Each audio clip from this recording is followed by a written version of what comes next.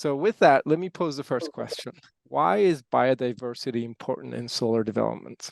Well, just starting with biodiversity is very simply how many living items, living things, living plants, animals are in a certain area. So that can be on a large scale or a very small scale, like within the fence of a solar site or within a giant ecosystem. So when we look at biodiversity and solar development, we look at where is this project in the landscape, what have been the prior land uses, and what used to be in this area that may be in decline now because of just humans inhabiting an area.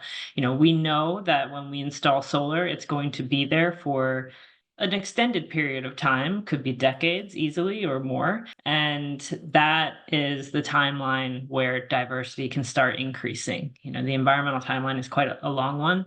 So building up the soil, building up plant community takes several years to get going.